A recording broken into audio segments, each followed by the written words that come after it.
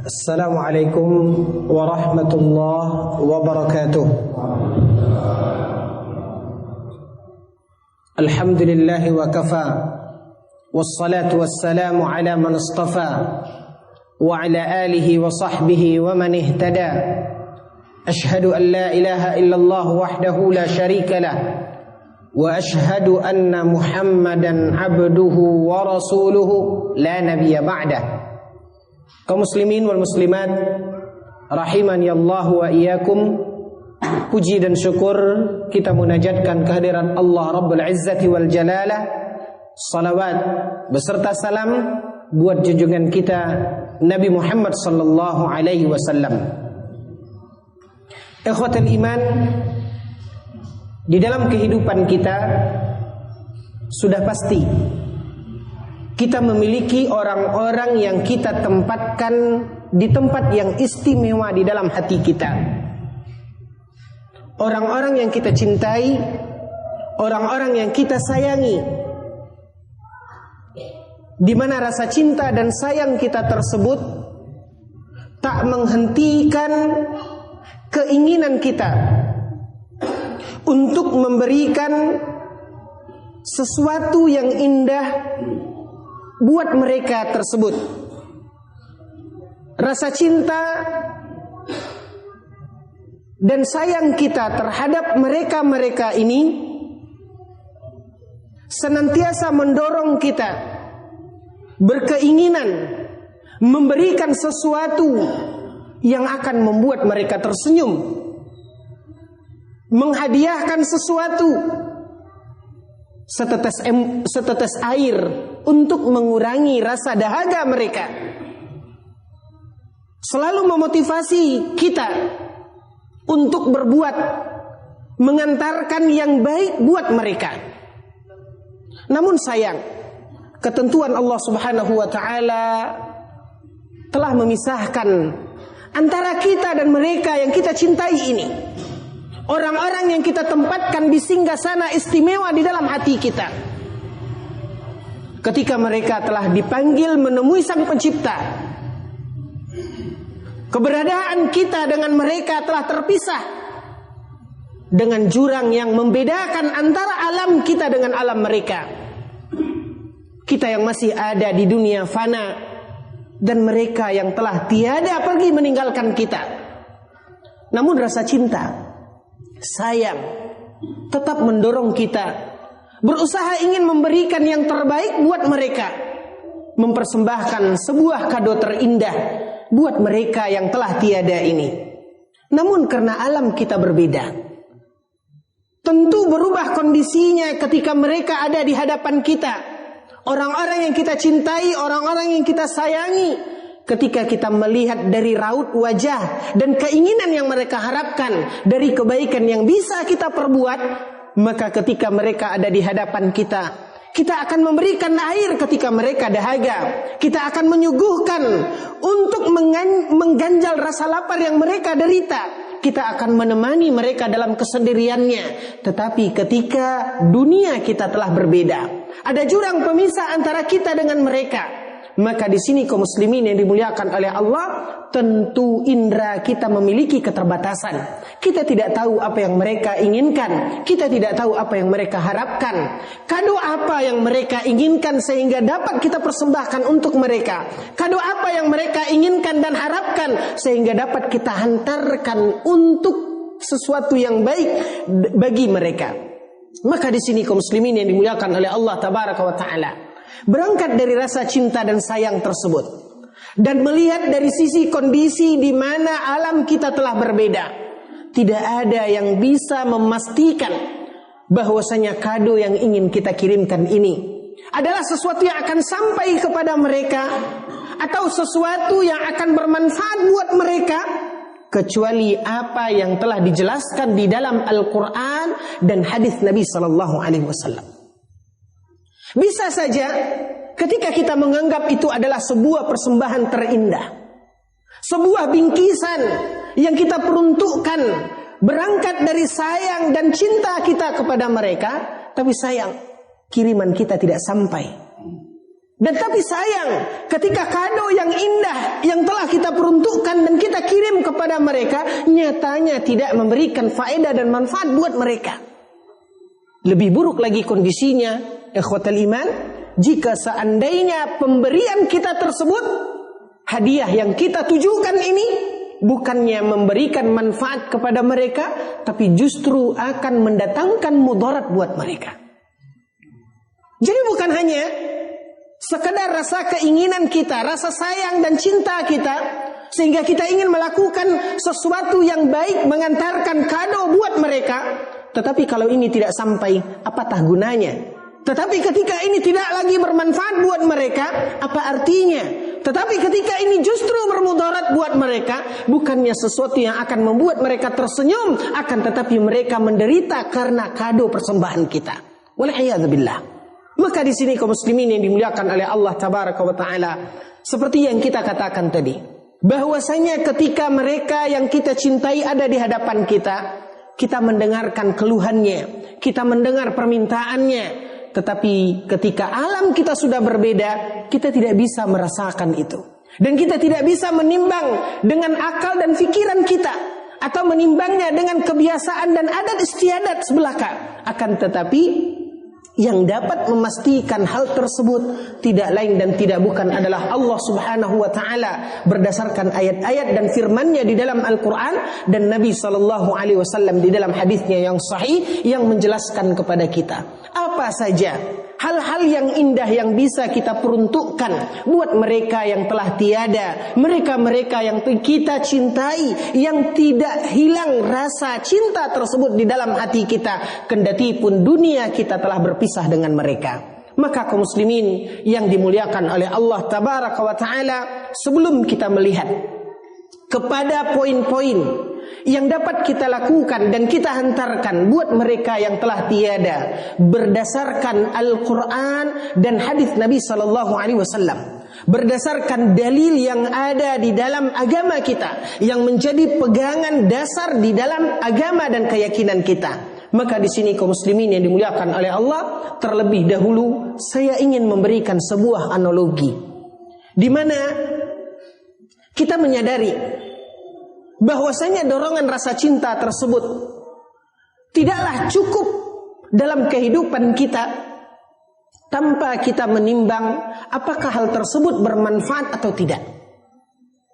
Yang ingin kita katakan di sini adalah contoh rasa cinta seorang anak kepada orang tuanya. Bagaimana dia menyayangi dan hormat serta ingin berbakti kepada orang tuanya. Kaum muslimin yang dimuliakan oleh Allah, dianalogikan sebagai seorang anak. Ketika kita pergi ke suatu daerah, ke suatu tempat, pastilah bagaimanapun kita jauh di mata, tapi selalu dekat di hati. Kita menyadari ketika kita berada di tempat yang jauh, kita ingin memberikan apa yang bisa kita peruntukkan untuk orang-orang kita cintai yang kita tinggalkan.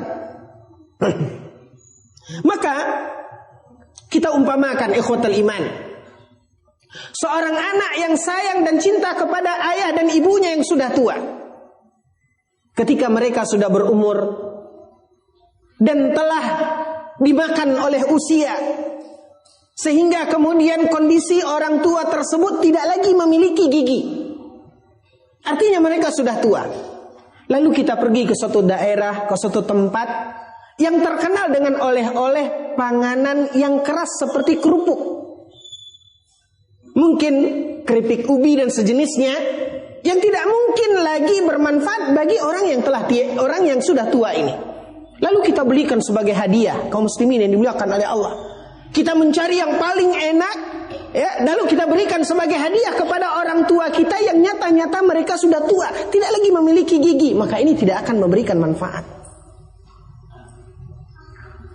Di satu sisi yang lain, seorang anak yang mungkin dia berkunjung ke luar negeri, di mana di negeri tersebut terkenal dengan coklatnya yang enak, mahal, mewah, lalu dia bawakan itu sebagai oleh-oleh buat orang tuanya, buat ayahnya yang sudah tua, yang nyata-nyata sudah mengidap penyakit diabetes. Maka dia bawakan coklat itu sebagai hadiah, dihantarkan kepada ayahnya yang sudah tua, yang jelas-jelas mengidap penyakit ini. Maka ini bukanlah kado yang akan memberikan manfaat kepada ayahnya, tapi justru akan menambah penyakit ayahnya. Ini adalah sebuah analogi kaum muslimin yang dimuliakan oleh Allah, yang seharusnya dijadikan dasar berfikir oleh seorang mukmin ketika dia ingin memberikan sesuatu yang terbaik buat orang-orang yang dia cintai. Betulkah ini terbaik dan bermanfaat? Bukan hanya terbaik dengan dorongan rasa cinta dan sayang mereka yang ingin mereka lakukan, tetapi apakah ini bermanfaat? Atau mungkin ini adalah sesuatu yang tidak bermanfaat, bahkan akan mendatangkan mudarat. Maka ini adalah sebuah analogi yang harusnya kita jadikan bahan untuk berfikir. Nah, melihat kondisi ini, kaum muslimin yang dimuliakan oleh Allah, seperti yang tadi kita katakan, tidak ada yang dapat menjelaskan secara pasti kepada kita apa saja yang bermanfaat buat mereka yang telah tiada, dan apa saja yang hal itu bisa dilakukan oleh seorang yang hidup sehingga memberikan manfaat kepada orang-orang yang kita cintai ini, kendati pun mereka telah tiada, kecuali apa yang telah ditegaskan dan dijelaskan di dalam Al-Quranul Karim ataupun di dalam hadis Nabi Sallallahu Alaihi Wasallam. Maka para hadirin wal hadirat yang dimuliakan oleh Allah, berdasarkan dalil-dalil yang ada, baik dari Al-Quranul Karim ataupun dari hadis Nabi Sallallahu Alaihi Wasallam, maka ada beberapa hal yang bisa kita jadikan kado terindah buat mereka yang telah tiada. Pertama, berdasarkan Al-Quran dan hadis Nabi Sallallahu Alaihi Wasallam, jazakallahu khair, maka yang pertama yang bisa kita hantarkan dari kebaikan yang dilakukan oleh orang yang hidup buat mereka yang telah tiada, yang pertama adalah doa.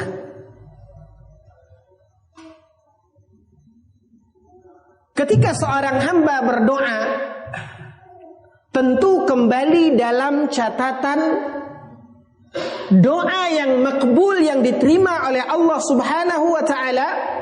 Maka ketika seorang yang hidup mendoakan orang yang telah tiada, dengan dia meminta kepada Allah Subhanahu wa ta'ala, menengadahkan tangannya sesuai dengan tuntunan dan adab serta syariat di dalam berdoa yang diajarkan oleh Nabi Sallallahu Alaihi Wasallam, maka ketika doanya itu adalah doa yang makbul, doa yang mustajab di sisi Allah Tabaraka wa Ta'ala, maka inti daripada doanya tadi akan sampai kepada orang yang dia doakan, kendati pun mereka telah tiada.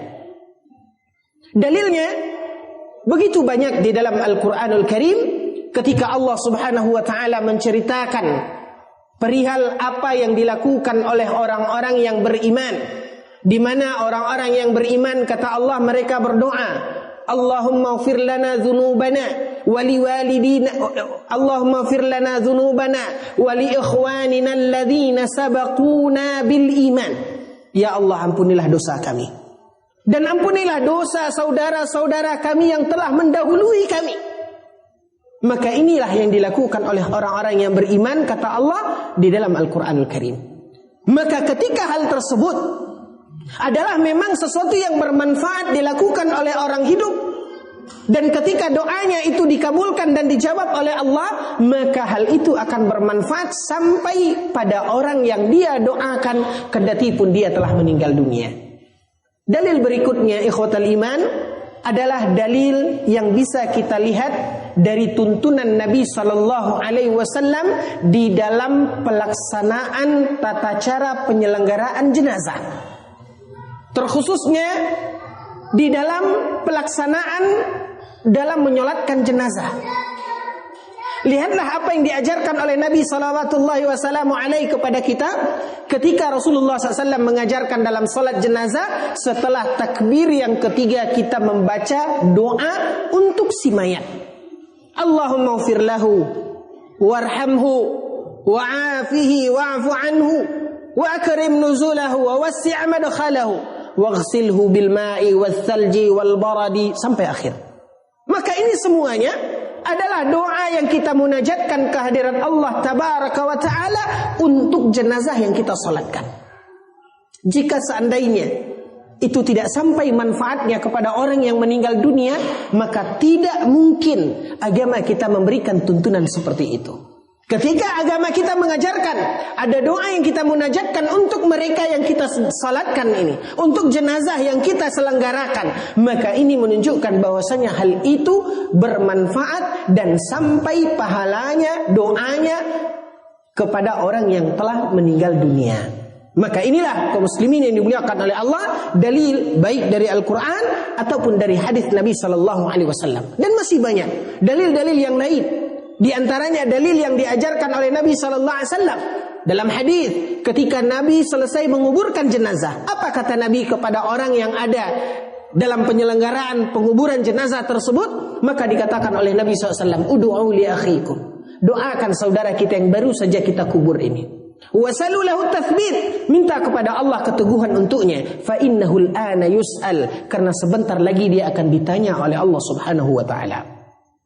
Dia akan diutus oleh Allah malaikat bertanya kepadanya di dalam kubur. Maka doakan dia, minta kepada Allah Subhanahu wa taala keteguhan untuknya. Jika seandainya ikhwatal iman, kaum muslimin yang dimuliakan oleh Allah Tabaraka wa taala, doa itu tidaklah sampai kepada mereka yang telah tiada, tidak mungkin Nabi sallallahu alaihi wasallam menyuruh kita kaum muslimin yang masih hidup untuk mendoakan saudara kita yang telah tiada.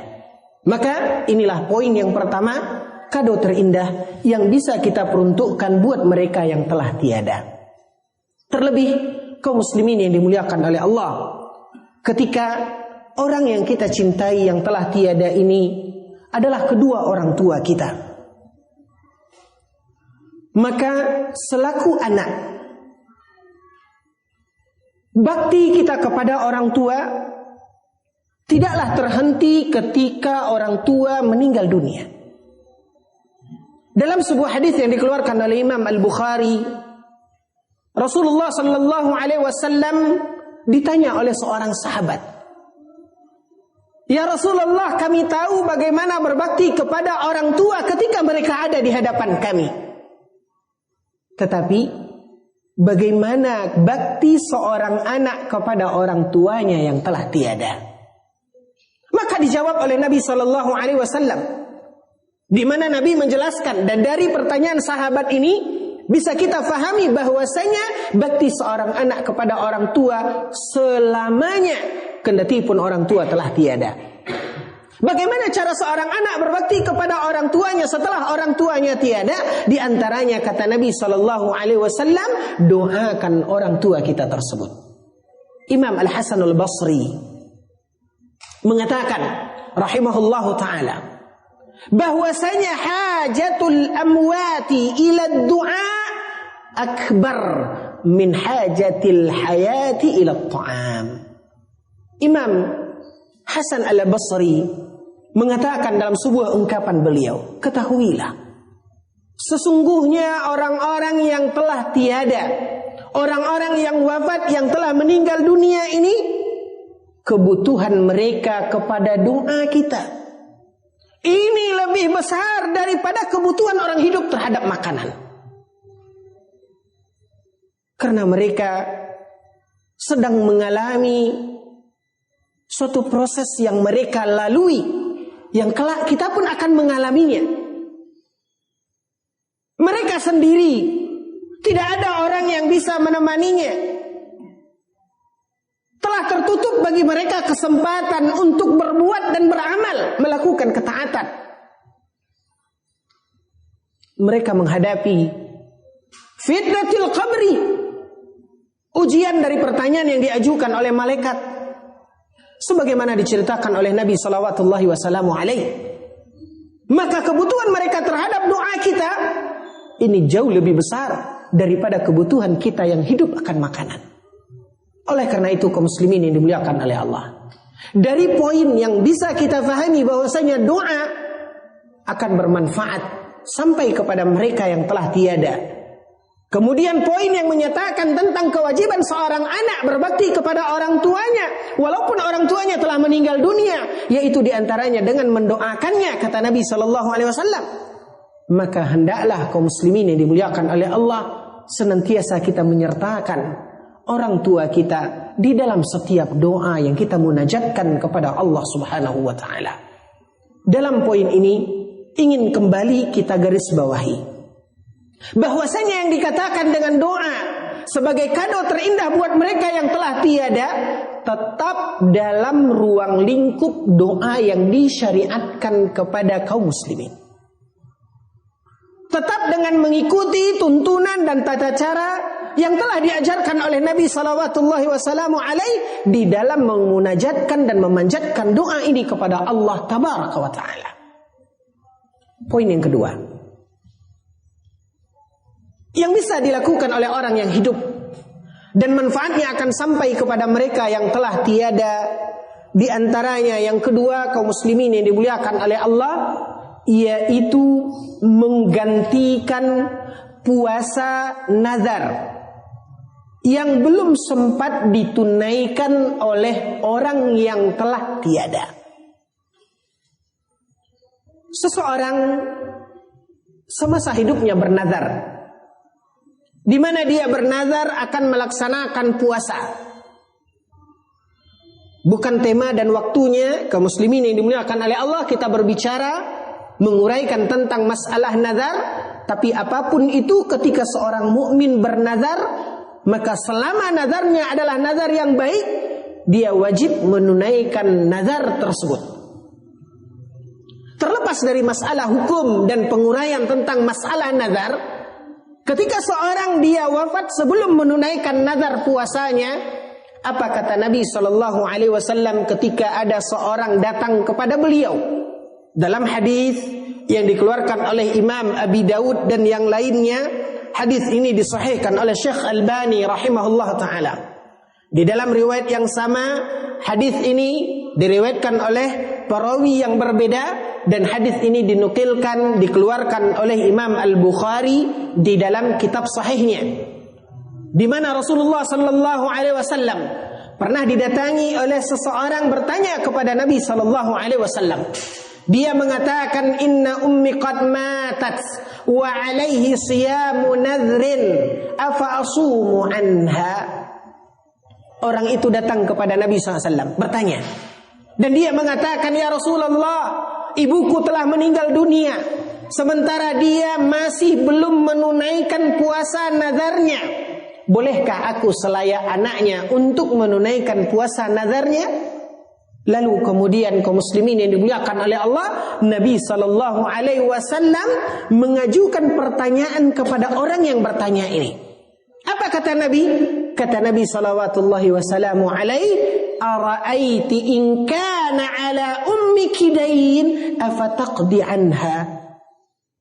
Kata Rasulullah sallallahu alaihi wasallam, selaku seorang anak, bagaimana menurut pendapatmu jika orang tuamu meninggal dunia sementara dia masih punya hutang?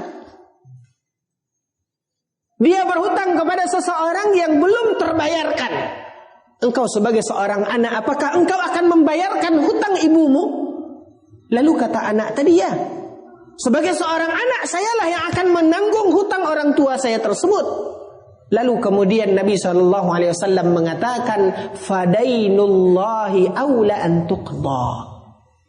Kalau itu hutang kepada orang, apalagi hutang kepada Allah Subhanahu wa taala. Dari hadis ini kaum muslimin yang dimuliakan oleh Allah, makanya Nabi SAW kemudian bersabda di dalam hadis yang lain yang dikeluarkan oleh Imam Muslim, kata Nabi SAW, man mata wa alaihi siyamu nadhrin sama anhu waliyuhu.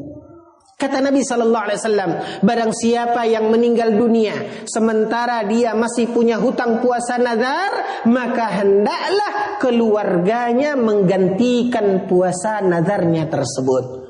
Maka ketika seseorang dalam kondisi dia masih berhutang dari nazar yang belum dia tunaikan, termasuk juga ketika dia masih punya hutang berpuasa, membayar kafarat dari pelanggaran agama yang terjadi semasa hidupnya, maka ini kata Syekh Muhammad bin Nasiruddin Al-Albani rahimahullah, ketika beliau mengurai masalah ini, beliau mengatakan hendaklah anak keluarganya menggantikan puasa mereka yang telah tiada. Karena itu adalah hutang yang harus dia tunaikan, hutangnya kepada Allah Subhanahu wa ta'ala. Yang ketiga yaitu membayarkan hutang orang yang telah meninggal dunia. Sebagaimana dikatakan dalam ungkapan kita, hutang dibawa mati. Tidaklah selesai hutang ketika orangnya meninggal. Maka hutang yang ditinggalkannya akan menjadi beban bagi orang yang telah tiada tersebut. Maka bagaimana solusi daripada beban ini? Berdasarkan hadis Nabi sallallahu alaihi wasallam yang tadi kita bacakan pada poin yang kedua, ketika Rasulullah mengatakan, "Ara'aiti in kana ala ummiki dain?" Bagaimana menurut pendapatmu jika ibumu meninggal dunia sementara dia punya hutang? Afataqdi anha? Bukankah engkau yang akan membayarnya? Maka dijawab oleh wanita tersebut, iya. Dan Nabi tidak mengingkarinya. Artinya di sini kaum muslimin yang dimuliakan oleh Allah, ketika orang yang meninggal dunia dia masih punya beban hutang, ketika dibayarkan oleh siapapun kaum muslimin yang masih hidup, maka beban itu akan diangkat dari pundaknya. Berdasarkan hadis yang tadi. Yang keempat, peninggalan kebaikan yang dilakukan oleh orang yang telah tiada.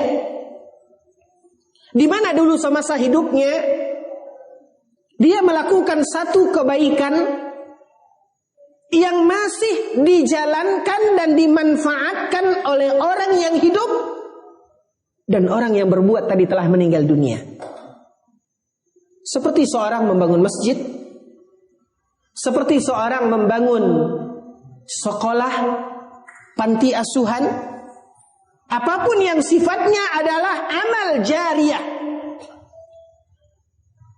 Ketika orang yang melakukan tersebut meninggal dunia, selama kebaikan yang dia lakukan semasa hidupnya ini masih dijalankan, masih digunakan, masih dimanfaatkan oleh orang yang hidup, atau seperti seorang yang mengajarkan satu ilmu yang kemudian orang yang mengajarkan tersebut telah meninggal dunia, selama hal ini kebaikan yang diajarkannya masih diamalkan oleh manusia setelahnya, maka hal itu akan mendatangkan manfaat dan pahala bagi orang yang telah tiada tadi. Nabi sallallahu alaihi wasallam di dalam hadis yang dikeluarkan oleh Imam Al-Bukhari dan Muslim, Rasulullah sallallahu alaihi wasallam bersabda, "Idza mata ibnu Adam inqata'a amaluhu illa min thalath." Kata Rasulullah sallallahu alaihi wasallam, jika wafat anak Adam, inqata'a amaluhu, terputuslah amalnya, habislah masa di mana dia beramal, illa min thalath, kecuali 3, kata Nabi sallallahu alaihi wasallam. Yang pertama kata Nabi, sadaqatun jariyah. Sedekah jariyah, sedekah yang dilakukan oleh orang yang wafat tadi semasa hidupnya. Lalu kemudian hasil daripada sedekah tersebut selama masih dimanfaatkan oleh kaum muslimin, maka itu akan mengalir pahalanya kepada orang yang menjalankan sedekah tersebut walaupun dia sudah meninggal dunia. Seperti contoh yang tadi kita katakan, aw ilmin yuntafa'u bihi. Peninggalan yang kedua yang bisa kita tinggalkan adalah ilmu yang bermanfaat, ilmu yang kita sampaikan, ilmu yang kita ajarkan. Maka selama ilmu yang kita ajarkan tersebut, ikhwatal iman, diamalkan oleh orang-orang setelah kita tiada, maka pahalanya akan terus mengalir kepada kita sebagaimana dikatakan oleh Nabi sallallahu alaihi wasallam, "Man dalla ala khairin falahu minal ujur man amila biha la yanqusu min ujurihim syai'a." Kata Rasulullah sallallahu alaihi wasallam, barang siapa yang mengajarkan sebuah kebaikan, menunjukkan satu kebaikan kepada seseorang, maka dia akan mendapatkan pahala seumpama orang yang mengamalkannya. La yanqusu min ujurihim syai'a, yang tidak dikurangi dari pahala orang yang mengamalkannya. Poin berikutnya, kaum muslimin yang dimuliakan oleh Allah, yang bermanfaat buat orang yang telah tiada adalah anak yang saleh. Anak yang melakukan amal ibadah dan ketaatan. Suatu ketika Nabi SAW membaca firman Allah Subhanahu wa taala di dalam Al-Qur'an. Ketika Allah tabaraka wa taala berfirman wa allaysa lil insani illa ma sa'a. Dalam ayat itu Allah Subhanahu wa taala berfirman, seseorang tidaklah akan bermanfaat baginya, seseorang tidak mendapatkan pahala kecuali dari apa yang dia kerjakan. Nabi SAW dalam hadis yang dikeluarkan oleh Imam Al-Bukhari satu ketika membaca ayat ini. Ayatnya adalah wa allaysa lil insani illa ma sa'a. Seseorang tidak mendapatkan pahala kecuali dari apa yang dia amalkan, kecuali dari apa yang dia kerjakan. Lalu setelah membaca ayat itu, Nabi SAW bersabda, kata Nabi adalah ahsanu ma ya'kuluhul abdu min kasbihi. Yang terbaik dalam kehidupan seseorang, yang paling baik adalah apa yang dia kerjakan. Lalu kemudian Nabi melanjutkan sabda beliau, dan Nabi mengatakan wal waladu min kasbi abih. Seorang anak itu adalah usaha dari ayahnya, usaha dari orang tuanya. Maka ketika anak itu melakukan kebaikan, melakukan ketaatan, amal saleh, maka pahala dari apa yang dilakukan oleh anak tersebut akan sampai dan mengalir kepada orang tuanya, kendati pun orang tuanya telah tiada. Dan inilah yang kemudian Nabi SAW katakan dalam hadis yang sebelumnya. Kata Nabi, terputusnya amal setiap hamba yang telah meninggal dunia kecuali 3, sadaqatun jariyah, aw ilmin yuntafa'u bihi, aw waladin salihin yad'ulah. Yaitu kaum muslimin yang dimuliakan oleh Allah, yaitu anak yang saleh yang menjalankan ketaatan dan kebaikan serta ibadah. Ketika anak itu melakukan ketaatan dan ibadah, maka orang tua akan dapat pahala dari ketaatan anak tersebut. Dan inilah yang dikatakan oleh Nabi SAW, bahwasanya anak itu adalah usaha dari orang tuanya. Masuk waktu sholat? Belum. Baik, poin berikutnya. Poin berikutnya yaitu sedekah. Sedekah yang diberikan untuk orang yang telah meninggal dunia. Akan berbeda kondisinya dengan poin yang sebelumnya yang kita katakan sedekah jariyah. Ini juga berdasarkan hadis Nabi SAW. Satu hadis dikeluarkan oleh Imam Al-Bukhari, di mana dikatakan Rasulullah SAW didatangi oleh seorang wanita. Lalu dia mengatakan, ya Rasulullah, wahai Rasulullah, ibuku tiba-tiba meninggal dunia. Artinya tidak sakit, tapi meninggal mendadak. Lalu dia katakan, walam yusini, dan dia tidak meninggalkan wasiat. Wa idza wassa alimtu annahu annaha tasaddaqat. Kalau seandainya ibuku sebelumnya berwasiat, aku tahu pasti dia akan berwasiat agar mensedekahkan harta peninggalannya.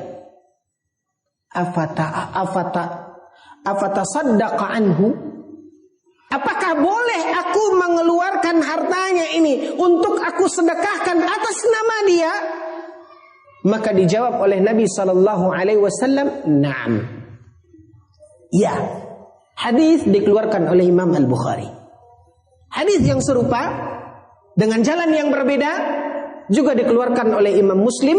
Maka berdasarkan hadis ini kaum muslimin yang dimuliakan oleh Allah, masuklah poin berikutnya seperti yang tadi kita katakan, sedekah yang disedekahkan atas nama orang yang telah meninggal dunia. Hal ini juga Terdapat di dalam sebuah hadis yang menceritakan bahwasanya Nabi Shallallahu Alaihi Wasallam pernah menerima sedekah seorang anak yang mewakafkan tanah peninggalan orang tuanya. Hadis ini disahihkan oleh Syekh Albani rahimahullah, sehingga kaum muslimin yang dimuliakan oleh Allah, hal tersebut adalah sesuatu yang akan mendatangkan manfaat bagi mereka yang telah tiada. Yang berikutnya, poin yang menunjukkan sesuatu yang bisa dilakukan oleh orang yang hidup dan manfaatnya akan sampai kepada orang yang telah meninggal dunia. Yang berikutnya, kaum muslimin yang dimuliakan oleh Allah, adalah melaksanakan haji dan umrah untuk orang yang telah meninggal dunia.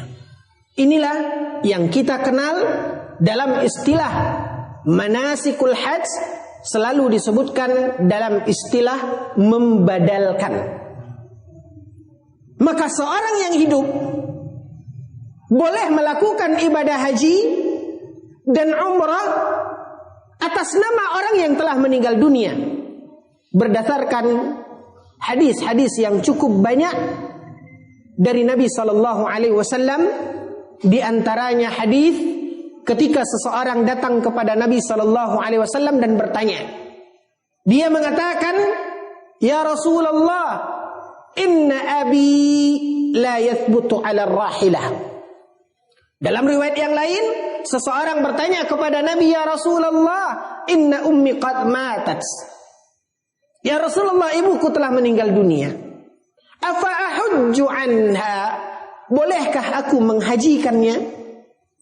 Lalu kemudian Nabi sallallahu wasallam alaihi mengatakan kepada orang yang bertanya tadi, "Ahajjaita?" Nabi bertanya, "Apakah engkau sudah pernah melakukan ibadah haji?" Lalu kemudian orang tadi mengatakan, "Belum ya Rasulullah." Lalu kemudian Nabi sallallahu alaihi wasallam mengatakan dalam hadis tersebut, "Haji an nafsik, summa haji an ummik." Boleh engkau menghajikan ibumu tersebut, tapi syaratnya ada. Apa syaratnya? Haji dulu untuk dirimu. Jika kemudian Allah Subhanahu wa taala memberikan kelapangan rezeki kepadamu dan engkau menunaikan ibadah haji berikutnya, maka engkau baru boleh menghajikan ibumu yang telah meninggal dunia. Ada beberapa hadis kaum muslimin yang dimuliakan oleh Allah Subhanahu wa taala yang mendasari tentang poin bolehnya orang yang hidup menghajikan atau mengumrohkan orang yang telah meninggal dunia. Seperti yang terdapat di dalam hadis Asy-Syubrumah, dalam hadis Syubrumah yang masyhur ketika seorang bertanya kepada Nabi SAW tentang saudaranya yang telah meninggal dunia. Maka Nabi SAW menjelaskan tentang masalah pelaksanaan atau membadalkan haji bagi orang yang telah meninggal dunia ini. Maka kaum muslimin yang dimuliakan oleh Allah, inilah dari dalil-dalil baik di dalam Al-Quran ataupun dalam hadis Nabi SAW yang menjelaskan kepada kita tentang apa saja yang dilakukan oleh orang yang hidup, yang bisa dia persembahkan, dia hantarkan buat mereka yang telah tiada. Maka manfaatnya akan sampai kepada orang yang meninggal dunia berdasarkan dalil-dalil yang kita sebutkan pada masing-masing poin tersebut. Sedangkan apa saja yang dilakukan oleh orang yang dia menganggap itu adalah satu kebaikan yang bisa dia sampaikan kepada mereka yang telah tiada, namun ketika tidak ada dalil yang mendasarinya, maka berarti ini tidak ubahnya kaum muslimin yang dimuliakan oleh Allah, seperti analogi yang kita contohkan di depan, di mana sesuatu yang akan memberikan penegasan kepada kita, apakah ini bermanfaat, apakah ini justru mungkin akan bermudarat, ataukah ini sampai atau tidak. Tidak ada yang bisa memastikan itu kecuali apa yang menjadi dasar pokok agama kita, yaitu Al-Quran dan hadis Nabi Sallallahu Alaihi Wasallam.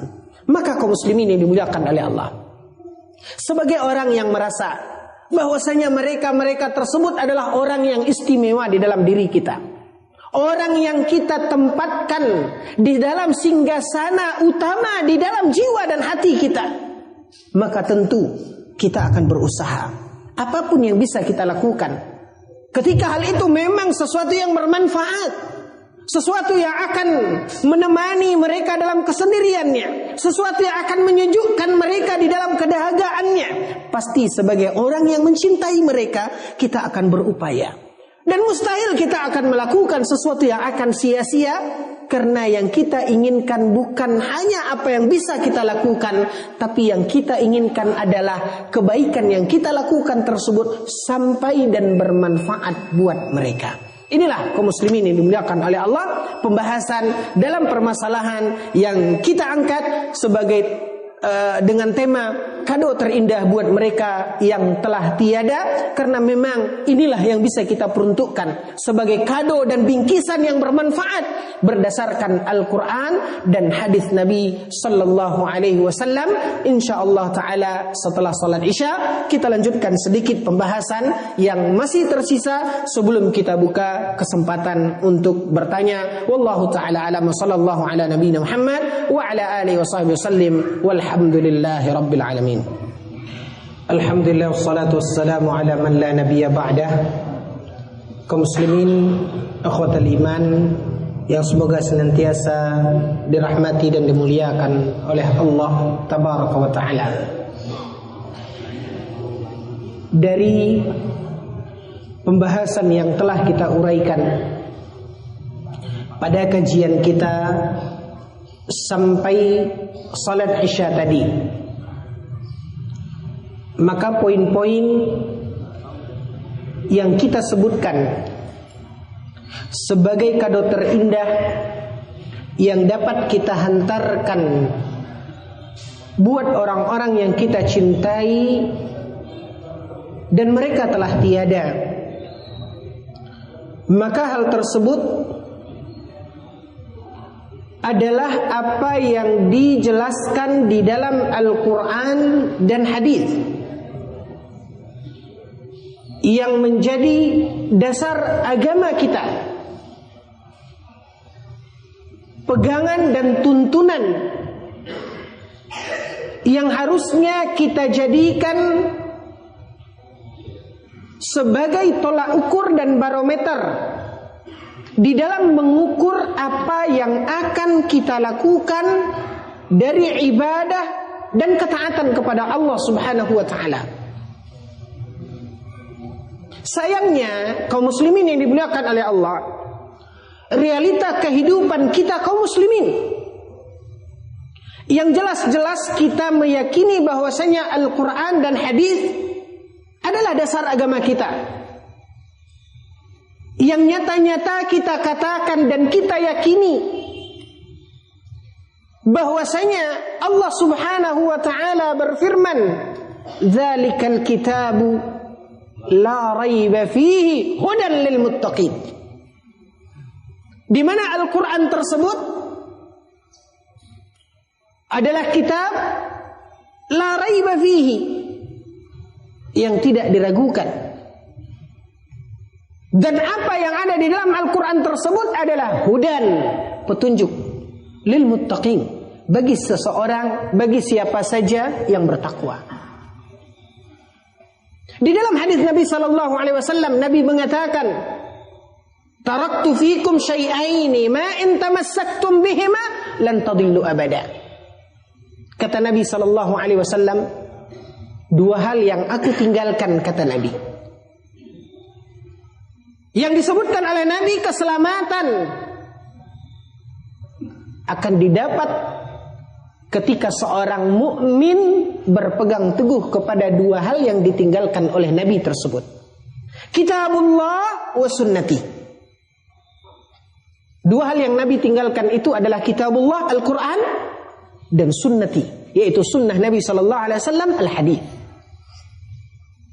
Maka ikhwatal iman, inilah yang mendasari poin-poin yang tadi kita sebutkan, yang realitanya sebagian kaum muslimin ketika seperti kita katakan berangkat dari dorongan rasa cinta dan sayang, rasa keinginan untuk memberikan sebuah bingkisan indah kepada orang-orang yang dicintai tersebut, ketika tidak mendasarinya, ketika tidak mengekangnya dengan Al-Quran dan hadis Nabi Sallallahu Alaihi Wasallam, maka di sanalah kaum muslimin yang dimuliakan oleh Allah yang bisa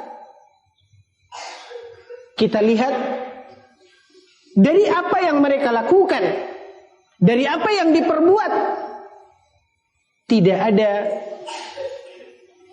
jaminan dan tidak ada dasar yang mengatakan bahwasanya hal tersebut menjadi sesuatu yang bermanfaat. Bukan buat mereka yang telah tiada, buat orang yang telah pergi meninggalkan kita. Bagaimanapun, di mana kita ikhlas melakukannya, di mana kita punya keinginan untuk memberikan yang terbaik, tapi Nabi Sallallahu Alaihi Wasallam mengatakan dalam hadisnya yang sahih, kata Nabi, kam min muridin lil khairi lan yusibah. Begitu banyak orang-orang yang mereka menginginkan kebaikan. Dia berharap ini adalah sebuah kebaikan yang mereka peruntukkan, yang mereka kirimkan, yang mereka hadiahkan. Namun kata Nabi SAW, lan yusibah, sayangnya dia tidak mendapatkan apa yang dia inginkan tersebut. Terakhir pembahasan ini kaum muslimin yang dimuliakan oleh Allah, marilah kita kembali kepada apa yang ditekankan oleh Allah Subhanahu wa taala di dalam Al-Qur'anul Karim, di ayat-ayat menjelang terakhir dari surat Al-Kahfi. Apa kata Allah Jalla wa Ala terhadap apa yang dilakukan oleh sebagian kaum mukminin? Allah Tabaraka wa taala berfirman, "Qul hal unabbi'ukum bil akhsarina a'mala." Maukah, kata Allah, aku beritahukan orang-orang yang beramal tapi mereka merugi. Nas'alullah as-salamata wal afiyah. Allah tidak mengingkari mereka beramal. Allah namakan mereka a'mala. Allah namakan mereka adalah orang yang sudah beramal. Bukan orang yang berpangku tangan, bukan orang yang sekadar terbuai dengan angan-angannya. Tidak, tapi mereka beramal. Mereka telah berbuat, mereka telah mengirimkan, mereka telah mengantarkan. Mereka beramal. Tapi apa kata Allah Subhanahu wa taala? Akhsarin. Sayangnya amal mereka tersebut tidak menyelamatkan mereka dari kerugian. Apa penyebabnya? Kenapa demikian? Dikatakan oleh Allah Subhanahu wa taala, alladzina dhalla sa'yuhum fil hayatid dunya. Yaitu orang-orang yang salah cara amalnya. Maka dalam amal itu kaum muslimin yang dimuliakan oleh Allah, bukan hanya sekedar keinginan dan maksud serta niat kita dalam beramal, tapi haruslah kita melihat apa yang mendasari amal tersebut. Ketika memang ada dasar yang mendasari sehingga seseorang melakukan amal itu, maka lihatlah yang kedua. Bagaimana tata cara pelaksanaan amal ini? Ketika dua hal ini, atau salah satu dari dua hal ini tidak diperhatikan oleh orang yang beramal, maka inilah yang Allah katakan dalam ayat di surat Al-Kahfi. Alladzina dhalla sa'yuhum fil hayatid dunya, yaitu orang-orang yang salah amalnya, di mana dia beramal tidak memiliki dasar dari tuntunan agama kita, di mana mereka beramal tidak mengikuti tata cara yang telah dicontohkan oleh Nabi yang mulia salawatullahi wassalamu alaihi. Wa hum yahsabuna annahum yuhsinuna sun'ah.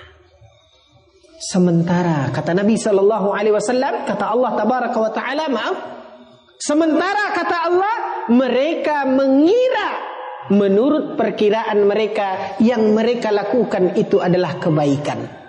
Sebagaimana analogi awal yang kita katakan seorang anak yang memberikan sesuatu yang dia kira itu adalah hadiah, yang dia kira itu adalah sebuah kado yang mahal, yang berharga, yang dia antarkan, yang dia bawakan ke pangkuan orang tuanya. Tidakkah dia melihat apakah hal ini bermanfaat buat dia? Apakah hal ini akan membuat dia tersenyum dan membuat dia bahagia? Atau sebenarnya hal itu justru adalah sesuatu yang sia-sia, atau itu adalah sesuatu yang tidak menutup kemungkinan justru akan bermudarat kepada mereka. Lihatlah kaum muslimin yang dimuliakan oleh Allah. Apa luapan cinta dan sayang ketika mereka ditinggal pergi oleh kedua orang tuanya. Apa yang mereka perbuat sebagai gambaran dan wujud aplikasi cinta mereka. Kehampaan diri mereka ditinggal pergi oleh orang yang selama ini mengayomi mereka orang tuanya. Mereka luapkan itu dalam ratapan. Mereka meratap, menangis, menyebut-nyebut apa yang telah terjadi, apa yang ada dalam kehidupan mereka, menangisi dan meratapi kepergian orang yang dia cintai. Ingat apa yang dikatakan oleh Nabi sallallahu alaihi wasallam, al-mayyitu yu'adzabu bisababi bukai ahlihi alaihi. Kata Nabi sallallahu alaihi wasallam, ratapan keluarga yang meratapi kepergian orang yang dia cintai, yaitu orang tuanya atau anaknya atau siapapun yang istimewa di dalam hatinya, dia lepas dengan ratapan, dan dia lepaskan, dia tumpahkan kegelisahan dan kesedihannya dalam ratapan yang dia kira itu adalah ukuran rasa sayang dan cinta pada orang yang wafat ini, pada orang yang meninggal dunia ini. Apa kata Nabi sallallahu alaihi wasallam? Ingat, dengan sebab ratapan keluarganya maka si mayat akan disiksa oleh Allah tabaraka wa taala. Wal a'yadzu billah. Maka inilah kaum muslimin yang dimuliakan oleh Allah. Belum lagi kita berbicara tentang realita apa yang kita inginkan untuk kita serahkan dan kita hantarkan kepada mereka yang telah tiada. Tapi sayang, di mana hal itu bukanlah sesuatu yang bermanfaat. Seperti berlomba-lombanya kaum muslimin yang dimuliakan oleh Allah, sebagian kaum muslimin di dalam menghiasi dan membaguskan kubur orang tua kita. Dengan memodalinya dengan biaya yang tidak sedikit, mempercantik, memperluas, memperindah, bahkan memodalinya dengan apapun yang bisa kita lakukan. Apakah hal ini akan memberikan kesejukan kepada penunggu kubur yang indah ini? Ataukah akan membuat malaikat segan untuk menanyanya? Na'udzubillah min dzalik. Maka kaum muslimin yang dimuliakan oleh Allah, agama kita adalah agama yang memiliki dasar. Lakukanlah sesuatu yang memang diajarkan, memang ada tuntunan di dalam agama kita. Karena berdasarkan Al-Quran dan hadis, dengan kita berpegang teguh kepada Al-Quran dan hadis tersebut, itulah rekomendasi keselamatan sebagaimana yang dikatakan oleh Nabi dalam hadis yang dikeluarkan oleh Imam Al-Bukhari dan Muslim. Ma in tamassaktum bihima lan tadillu abada. Selama seseorang berpegang teguh kepada keduanya, yaitu Al-Quran dan hadis Nabi sallallahu alaihi wasallam, maka disitulah gerbang keselamatan. Wallahu taala alam wa sallallahu ala nabiyina Muhammad wa ala alihi wa sahbihi wa sallim walhamdulillahi rabbil alamin. Silahkan kalau ada pertanyaan.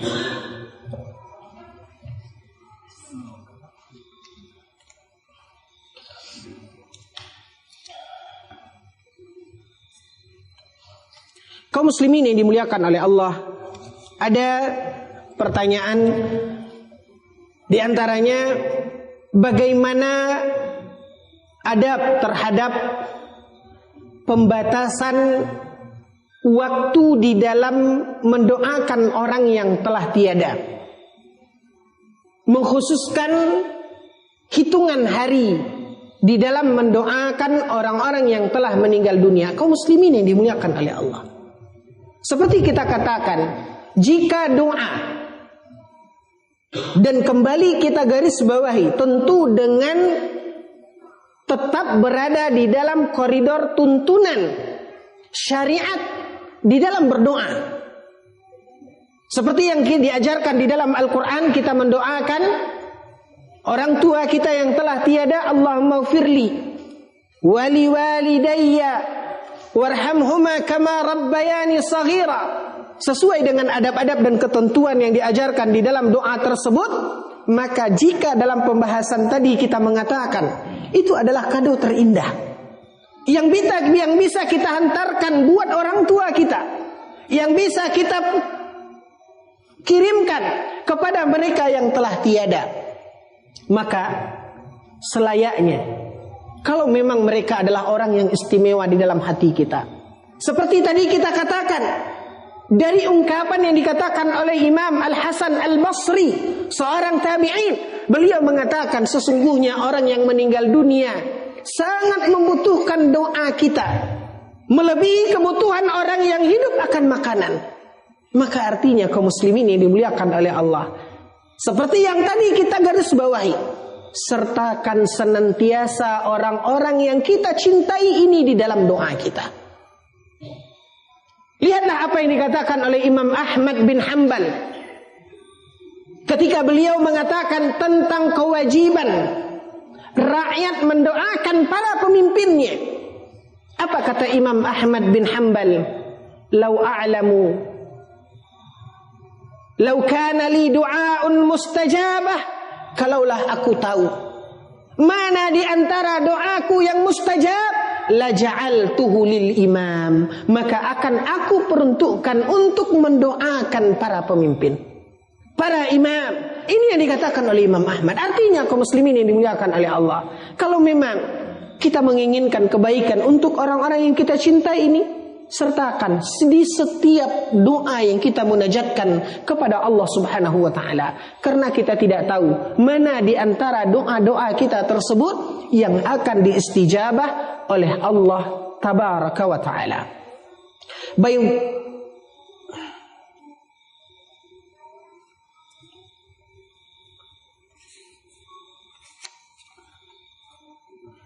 apakah seorang anak yang saleh dapat mengangkat orang tuanya ke surga meskipun semasa hidupnya orang tuanya jarang melaksanakan sholat?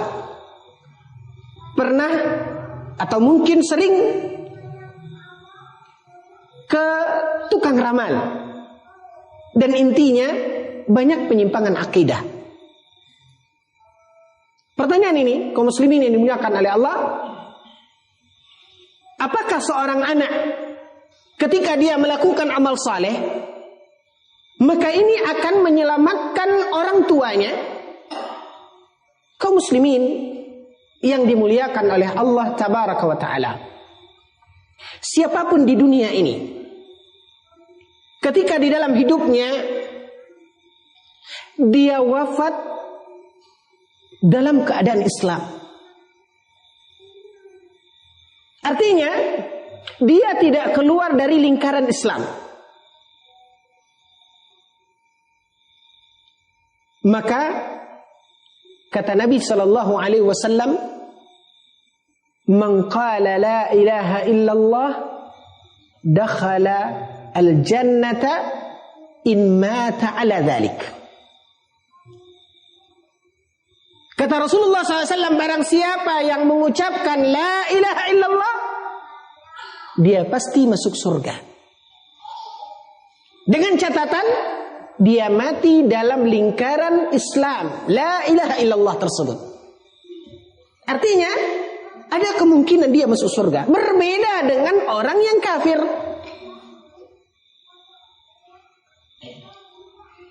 Maka ketika seorang di akhir hayatnya, di mana dia sudah keluar dari lingkaran Islam, apa kata Allah di dalam Al-Quran? Bahwasanya orang-orang kafir tersebut, mereka tidak akan masuk surga hatta yalijal jamalu fi sammil khiyat. Ungkapan yang indah dalam bahasa Al-Quran. Apa kata Allah Subhanahu wa taala? Seorang yang kafir, kalau dia diharapkan untuk masuk surga, itu sama, tunggulah kata Allah, yaitu dia akan masuk surga jika masuk onta di lubang jarum. Perumpamaan yang indah dalam bahasa Al-Quran. La yadkhuluna al-jannah hatta yalijal jamalu fi sammil khiyat. Maka inilah penegasan dari Allah Subhanahu wa taala. Kembali kita kepada pertanyaan. kondisi seseorang semasa hidupnya. Mungkin dia melakukan kesalahan, bahkan mungkin terjerumus kepada perbuatan syirik. Maka para ulama memandang kondisi manusia kaum mukminin yang mereka melakukan apapun perbuatan, maka ada kaidah dan ketentuan di dalam apakah orang yang melakukannya telah keluar dari lingkaran Islam atau tidak. Kendati pun jelas-jelas yang dia lakukan itu adalah sesuatu yang dapat menjerumuskan dia kepada kekafiran, tapi untuk menghukum individu harus ada ketentuan.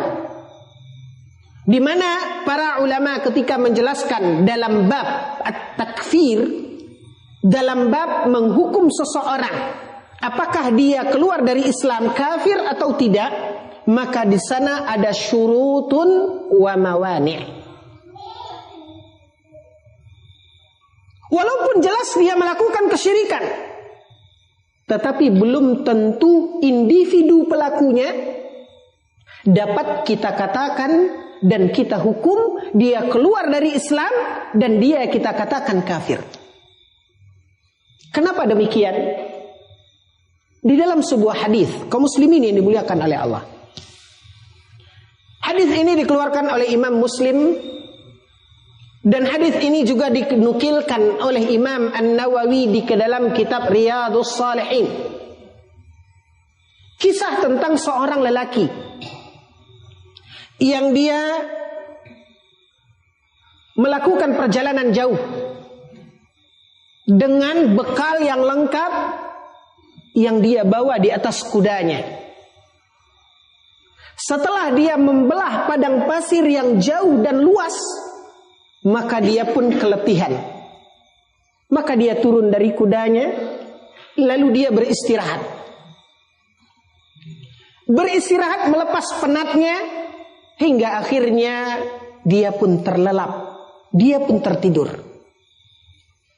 Tiba-tiba dia terbangun dari tidurnya, dan dia melihat ke sekelilingnya, tetapi dia tidak melihat kecuali hanya hamparan pasir di kiri dan kanannya.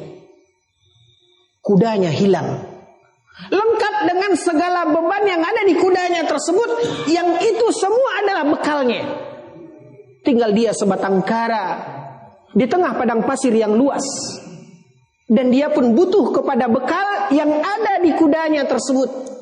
Maka dia mencari dan mencari, dia tidak dapatkan kudanya. Hingga dia putus asa. Akhirnya karena letih dia mencari kudanya dan berharap bekal yang ada di kuda ini dapat mengganjal rasa lapar yang sudah dirasakannya. Lalu dia pun keletihan mencari kudanya tersebut, dan akhirnya kembali dia tersandar di sebuah batu, dan kemudian dia pun kembali terlelap tidur. Beberapa saat setelah itu, ikhwatal iman, diceritakan oleh Nabi sallallahu alaihi wasallam dalam hadis ini, dia pun terbangun dari tidurnya. Maka begitu dia terbangun dari tidurnya ini, rasa letih di mana dia sudah berputus asa mencari kudanya hilang seketika. Karena setelah dia terbangun dari tidurnya ini, ternyata kudanya ada di hadapannya lengkap dengan semua perbekalannya. Bak pungut merindukan bulan. Seseorang seperti mendapatkan durian runtuh. Maka dia pun tersenyum dan tertawa saking senangnya. Dia pun mengeluarkan ungkapan kata-kata luapan rasa senangnya. Dia bersyukur kepada Allah Subhanahu wa ta'ala. Dia tahu dan dia melihat bahwasanya usahanya nol, tetapi kehendak Allah lah telah mengembalikan kuda lengkap dengan perbekalannya. Maka saking senangnya kaum muslimin, dia pun mengeluarkan sebuah ungkapan di mana dia mengatakan, Allahumma anta abdi wa ana rabbuk. Hadis dikeluarkan oleh Imam Muslim. Dia pun mengatakan, ya Allah, engkau adalah hambaku dan aku adalah Rabbmu. Sebuah ungkapan yang kufur, lebih kufur dari ungkapan Fir'aun. Fir'aun hanya mengatakan, ana rabbukumul a'la. Fir'aun hanya mengatakan, aku adalah Rabb kalian yang maha tinggi. Dia tidak pernah mengatakan dan tidak pernah terbesit di dirinya bahwasanya ilahnya Musa adalah hambanya. Tidak. Tapi ini orang. Apa kata Nabi Sallallahu Alaihi Wasallam? Di mana orang ini keseleo lidahnya, saking gembiranya dia. Lalu Allah Subhanahu Wa Taala memaafkannya dan tidak menghukumnya menjadi kafir. Kenapa? Ada penghalang. Di mana dia melakukan itu tanpa kesengajaan. Karena saking gembiranya dia mengeluarkan kata-kata kufur, namun perkataan ini tidak mengeluarkan dia dari lingkaran Islam.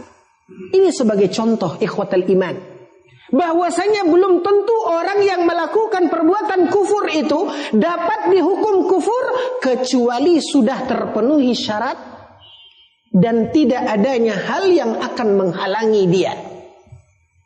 Bisa saja kesyirikan yang dilakukan oleh orang tua kita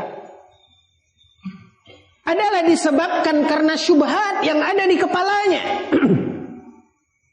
Bisa saja itu yang dia tahu. Bisa saja dia memandang bahwasanya ini bukan kesyirikan, karena ini dilakukan oleh tokoh-tokoh agama dan sebagainya dengan atribut dan dekorasi agamanya. Itu bisa saja. Ini adalah syubhat. Maka berbaik sangka kita, berhusnudzan kita, dan ini juga adalah poin yang akan insya Allah kita kupas kaum muslimin yang dimuliakan oleh Allah dalam tema pembicaraan kita, bagaimana Rasulullah Sallallahu Alaihi Wasallam menyikapi kesalahan. Salah satunya adalah dengan kita berhusnudzan, karena mereka adalah kaum muslimin. Jangan dengan satu kesalahan lantas kita menghukum kafir. Dan bukan dengan kemaksiatan yang dilakukan, khamar, judi, perzinaan yang dilakukan, kemudian kita katakan mereka kafir yang layak untuk di bumi hanguskan. Enggak. Ini adalah langkah-langkah dan pemahaman radikal, pemahaman khawarij yang kita berlepas diri darinya, sebagaimana Nabi Sallallahu Alaihi Wasallam berlepas diri dari pemahaman seperti ini. Umat Islam yang berpegang kepada Al-Quran dan hadis, mereka memiliki kaidah ilmiah di dalam menghukum apakah individu ini kafir atau tidak. Kembali kita kepada pertanyaan. Maka berharap kita, bisa saja orang tua yang mungkin di dalam hidupnya terjerumus melakukan beberapa bentuk kesyirikan, walaupun kita sadari dan kita ketahui kesyirikan dapat mengeluarkan seseorang dari Islam, yang kita ketahui bahwasanya seorang yang musyrik Allah haramkan untuknya surga, sebagaimana yang kita ketahui dari Al-Quranul Karim. Tetapi untuk menghukum individu mesti kita berhati-hati. Maka kita berhusnudzan, kita berharap dengan amal saleh yang kita lakukan sebagai seorang anak, mudah-mudahan orang tua kita, kendati pun mereka tergelincir di semasa hidupnya, bahkan mungkin mereka lekat dengan praktek kesyirikan misalnya, selama kita tidak menghukum orang tua kita ini keluar daripada Islam karena belum memenuhi kriteria dan syarat, dan masih adanya kemungkinan yang mungkin menghalanginya dihukum kafir, maka mudah-mudahan tidak menutup kemungkinan amal saleh yang dilakukan oleh seorang anak tersebut akan menuntun orang tuanya sampai ke surga Allah Tabaraka wa Ta'ala. Dan inilah yang kita harapkan. Amal dan bakti kita kepada orang tua inilah yang kita inginkan. Tentu kembali kaum muslimin yang dimuliakan oleh Allah, dari apa yang tadi kita jadikan catatan, selama orang tersebut tidak dihukum kafir. Tapi jika seandainya orang tua yang kafir, maka hal ini seperti yang ada di dalam kehidupan Nabi yang mulia, Nabi Ibrahim alaihissalam. Ketika dia mendoakan orang tuanya, lalu ditegur oleh Allah Subhanahu wa Ta'ala.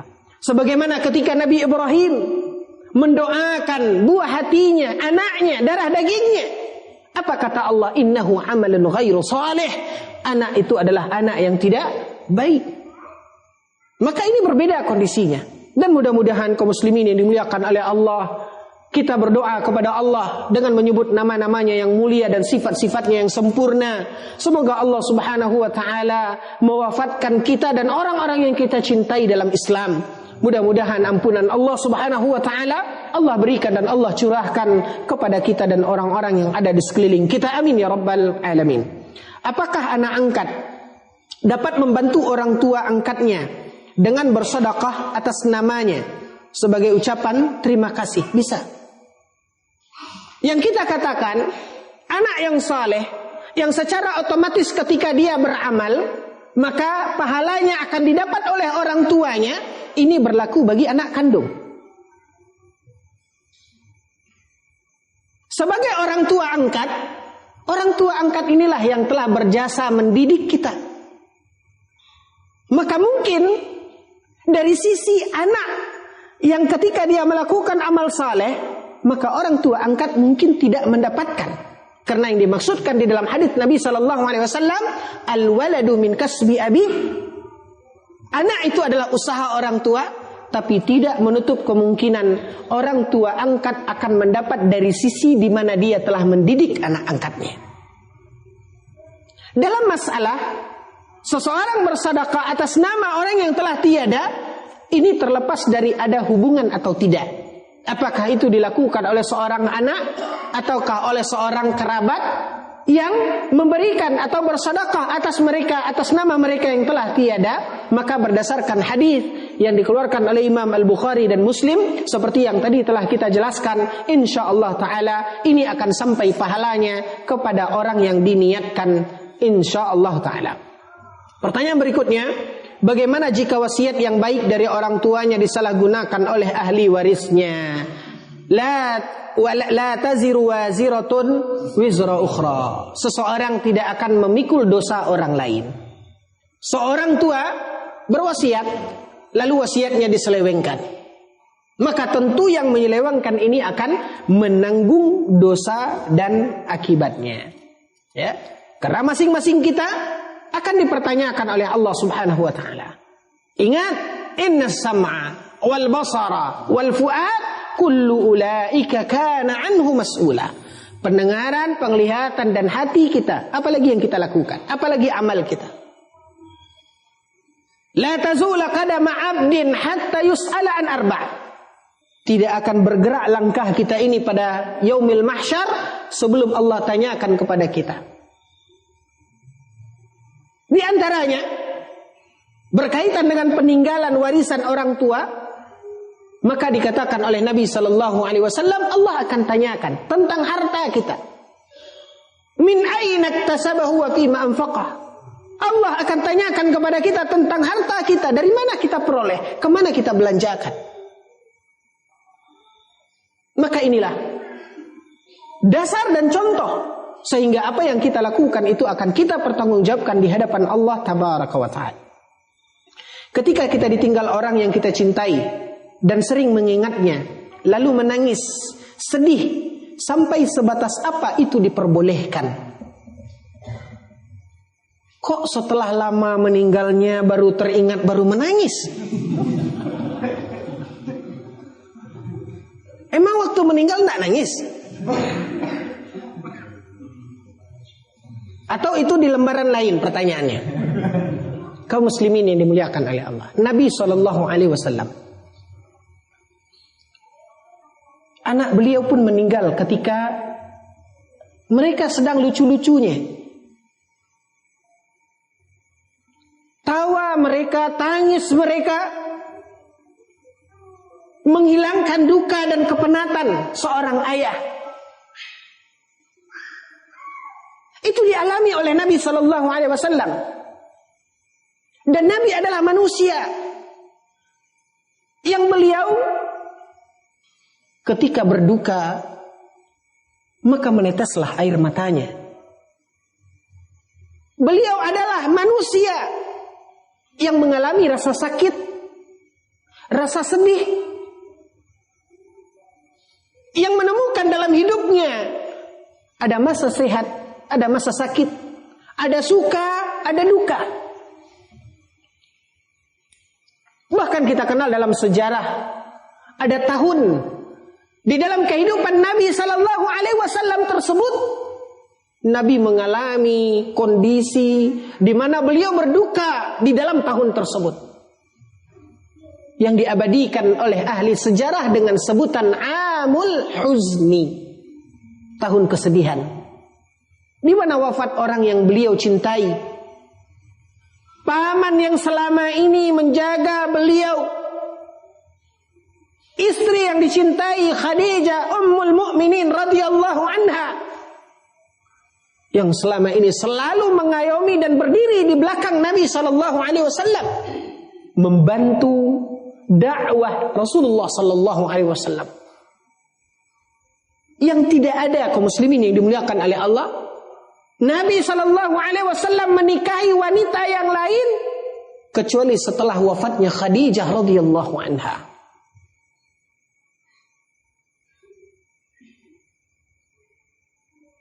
Maka ketika Nabi sallallahu alaihi wasallam pun menemukan kesedihan dengan wafatnya putra-putra beliau yang bernama Al-Qasim, Ibrahim, wafat semasa kecilnya. Maka ketika Nabi sallallahu alaihi wasallam memangku jenazah Ibrahim, Nabi sallallahu alaihi wasallam meneteskan air mata.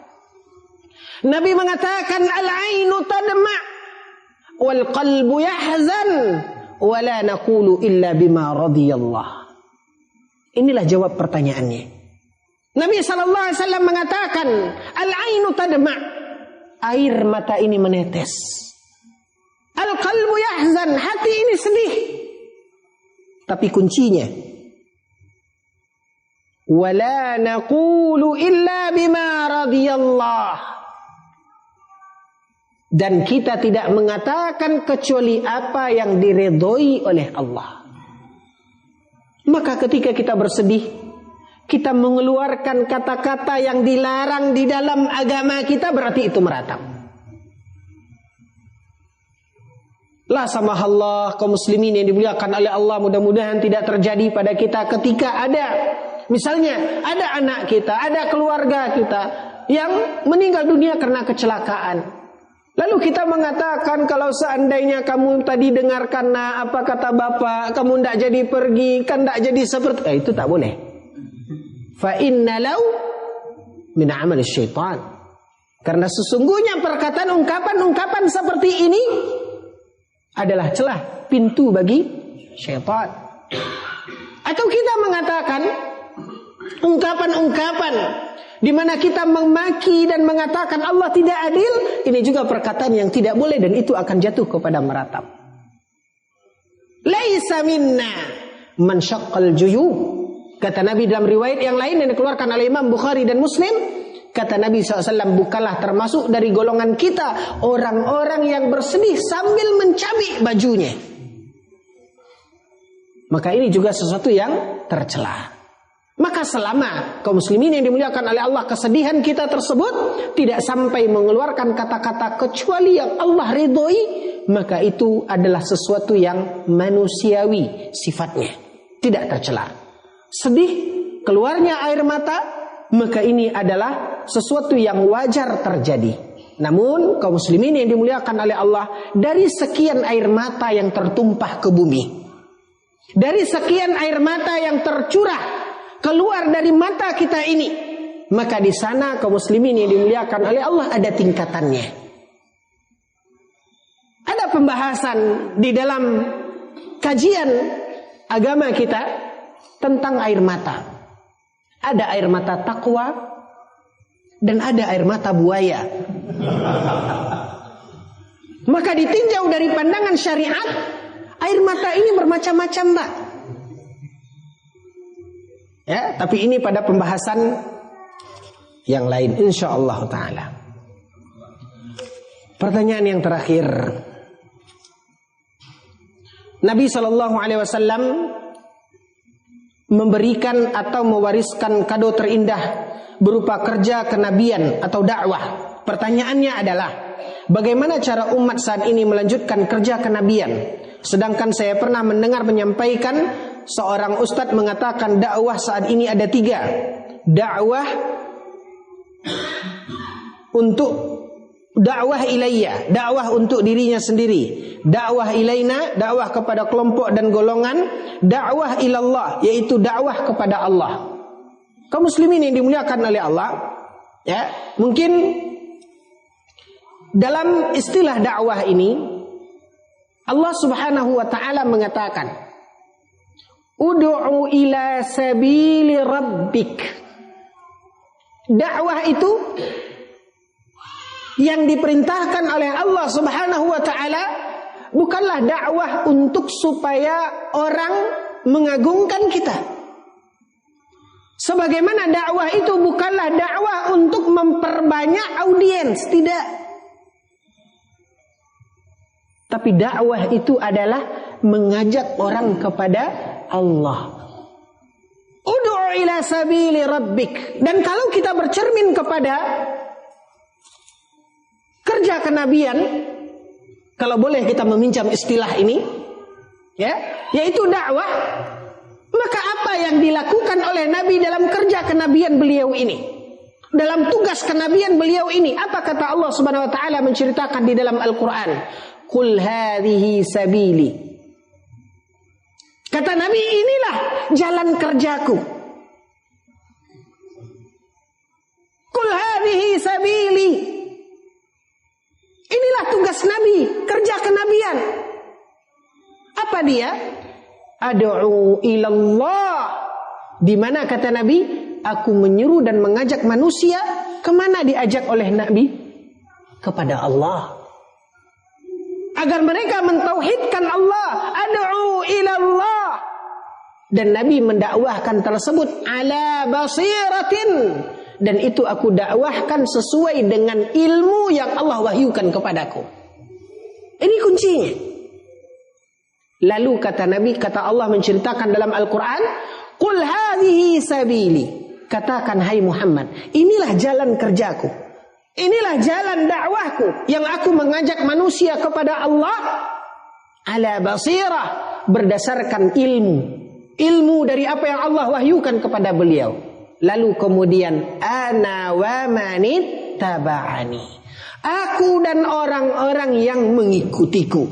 Maka jika kita ingin menyambung estafet tugas Nabi SAW di dalam dakwah, maka ada 2 poin yang harus diperhatikan berdasarkan ayat yang mulia ini. Pertama, tujuan daripada dakwah. Dakwah adalah untuk mengajak manusia ilallah, kepada Allah. Bukan untuk kemaslahatan pribadi. Bukan untuk kemasyhuran diri. Sebagaimana dakwah juga bukan untuk mencari bagaimana mengumpulkan orang yang banyak. Tidak.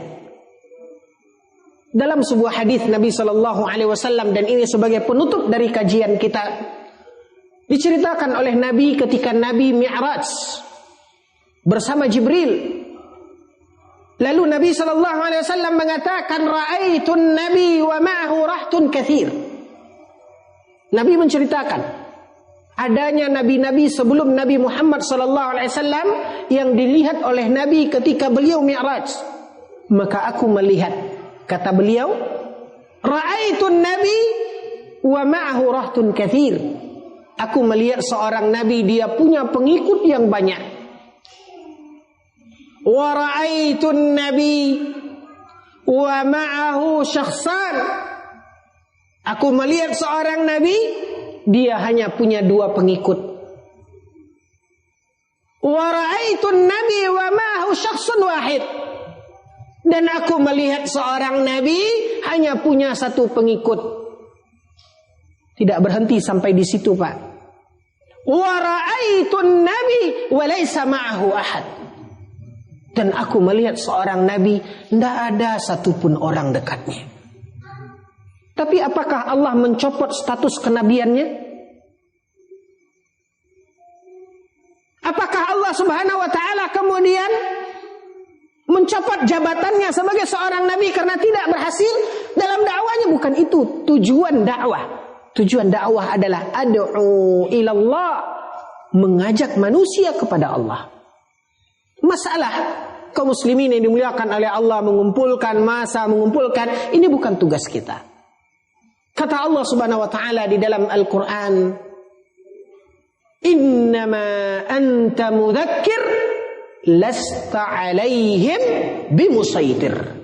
Kata Allah Subhanahu wa taala, tugas kita adalah menyampaikan, ajak, rangkul dengan tuntunan yang telah diajarkan oleh Nabi sallallahu alaihi wasallam di dalam dakwah, dalam amar ma'ruf nahi munkar, bil hikmati wal mau'izatil hasanah, wajadilhum billati hiya ahsan, dengan kaidah-kaidah yang telah diajarkan berdasarkan Al-Qur'an dan hadits Nabi sallallahu alaihi wasallam. Dan tujuan kita adalah ad'u ilallah, mengajak manusia ke jalan Allah Subhanahu wa taala. Ini yang bisa kita lakukan, tentu dengan apa yang telah digariskan oleh Nabi, ala basirah, yaitu dengan ilmu. Orang Arab mengatakan faqidus syai' la yu'ti. Kalau kita tidak punya, apa yang mau kita berikan? Maka sebelum kita memberi, kumpulkan apa yang bisa kita berikan. Karena itulah jalan keberuntungan dari apa yang dikatakan oleh Allah di dalam Al-Quran. Kewajiban orang-orang mukmin illal ladzina amanu. Pertama iman. Wa amilus salihat. Pertama iman, itulah ilmu. Yang harus kita memiliki perbendaharaan dari ilmu ini. Wa amilus salihat, mengamalkannya. Wa tawasaw bil haq, berdakwah. Maka bagaimana dakwah itu akan datang kalau dua langkah sebelumnya belum kita tempuh? Iman, ilmu, wa amilus salihat, wa tawasaw bil haq, wa tawasaw bis sabr, yaitu sabar di dalam menjalankan itu semua. Ini saja kaum muslimin yang dimuliakan oleh Allah. Mohon maaf atas segala kekhilafan dan kekurangan. Kita akhiri dengan doa kafaratul majlis. Subhanakallahumma bihamdika asyhadu an la ilaha illa anta astaghfiruka wa atubu ilaik. Wassalamu alaikum warahmatullahi wabarakatuh.